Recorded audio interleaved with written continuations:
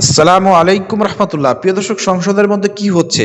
আমি যেমন ডাক্তার শফিকুর রহমান বাইরে এসে যে সংবাদ সম্মেলন করে তিনি যে কথাগুলো বলেছেন, খুবই চমৎকার কথা বলেছেন এবং কঠোর ভাষায় সমালোচনা করেছেন বিএনপির। প্রিয় দর্শক, যে কথাগুলো আপনাদের শোনা দরকার এবং ভিডিওটি প্রচুর প্রচুর পরিমাণ শেয়ার করতে হবে।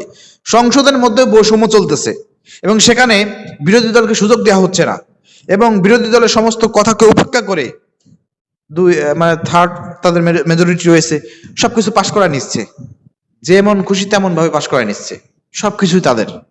প্রিয় দর্শক, এবং বিরোধী দলের লোকজনের হাতে কমলা ধরিয়ে যাচ্ছে। কমলা কমলা কেন বললাম, চলেন আমরা যেমন ডাক্তার শফিকুর রহমানের বক্তব্যটা শুনে আসি, তাহলে বুঝতে পারবেন।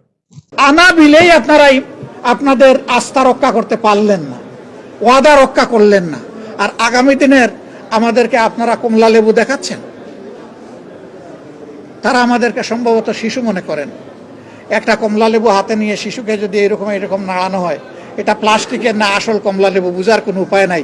শিশু তখন ওইটার দিকে দৌড় দেয়। তারা হয়তো সেই রকম শিশু আমাদেরকে মনে করেছে। প্রিয় দর্শক, আপনারা শুনলেন আমি যেমন ডাক্তার শফিকুর রহমানের মুখ থেকে এরকমের এত কঠোর ভাষায় সমালোচনা কিন্তু এর আগে কেউ কখনো কিন্তু শোনে নাই, কিন্তু তিনি বলতে বাধ্য হচ্ছেন। কারণ সংসদের মধ্যে যা চলতেছে তিনি আর চুপ থাকতে পারতেছেন না। এই জন্য বাইরে বেরিয়ে সংবাদ সম্মেলনে তাকে এই কথাগুলো বলতে হচ্ছে এবং এই কথাগুলোকে বিএনপি যদি নর্মাল ভাবে নিয়ে থাকে তাহলে ভুল করতেছে। কারণ বিএনপিকে মাথায় রাখতে হবে, এই কথাগুলো জনগণের মধ্যে ছড়িয়ে যাচ্ছে, জামাতের প্রতি একটা সিম্পিতি তৈরি হচ্ছে। শুধু জামাতের প্রতি না, আজকে বিএনপি যে জুলুম শুরু করেছে, যে বৈষম্য শুরু করেছে, সবকিছু যে দলীয়করণ শুরু করেছে এবং জুলাইকে অগ্রাহ্য শুরু করেছে, এইগুলো কিন্তু জনগণের মধ্যে কিন্তু এফেক্ট ফেলতেছে এবং জনগণের মধ্যে কিন্তু একটা চিন্তা চেতনার মধ্যে কিন্তু ঢুকে গেছে যে আমরা এক ফ্যাসিবাদ থেকে আর এক ফ্যাসিবাদের কবলে পড়ে গিয়েছি। জনগণের মধ্যে এই কথাগুলো ঢুকে যাচ্ছে, জনগণ কিন্তু সিদ্ধান্ত নিচ্ছে যে না, বিএনপির সঙ্গে থাকা যাবে না, আমরা ভুল করেছি, ভোট দিয়ে ভুল করেছি, আমরা তো এক ফ্যাসিবাদের কবল থেকে আরেক ফ্যাসিবাদের কবলে চলে যাচ্ছি।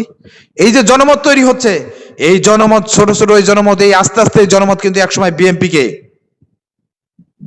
কি করবে, ওই ক্ষমতার মসনদ থেকে টেনে হিসড়ে নামিয়ে আনবে। কিন্তু এটা বিএনপি বুঝতে পারতেছে না, মনে করতেছে কি আমি জামাতে সামনে যে একটু বক্তব্য দিচ্ছে, কয়েকজন একটু বেশি বিরুদ্ধে কথা বলতেছে, এইগুলো কি হবে?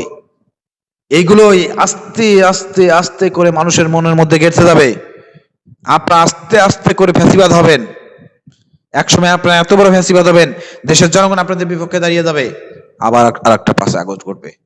আপনারা সবসময় মানে লুতুমুতু করতেছেন, একেবারে পানি পানি মনে করতেছেন সবকিছু, ক্ষমতা পাইছেন আর মনে ক্ষমতা যাবে না, আর সবকিছু যেমন খুশি তেমন করে হাসিনার মতন দিনের ভোট রাত্রেবেলা করে চুরি করে ডাকাতি করে জালিয়াতি করে যে উপনির্বাচন আপনারা যা করছেন শেরপুরে আর বগুড়ায়, আপনারা সেই 96 মাগুরার নির্বাচন উপহার দিয়েছেন।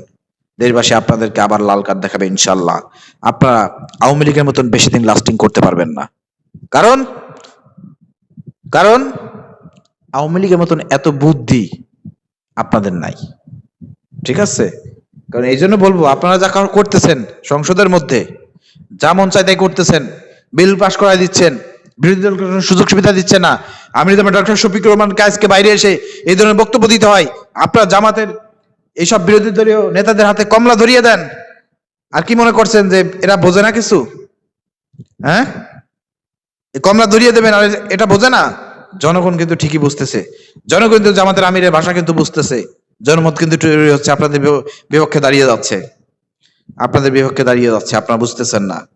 আপনারা বুঝেও না বুঝা ভান করে বসে আছেন, চেয়ারে বসেন তো এখন উপর নিচে সব উপর হিলে আছেন, নিচের দিকে কি করতেছে, কি চিন্তা করতেছে মানুষ, এটা হয়তো আপনারা দেখতেছেন না, ভুলে গেছেন। উপর ফিরে চলে গেছে চোখ, এখন দেখি কত উপরে উঠতে পারেন, উঠেন, উঠতে থাকেন, হাসিনার মতন উঠতে থাকেন। হাসিনা হওয়ার খায়ের জন্মেছে আপনাদের, হাসিনার পরিণতির জন্য অপেক্ষা করেন। প্রিয় দর্শক, সবাই প্রতিবাদ করেন।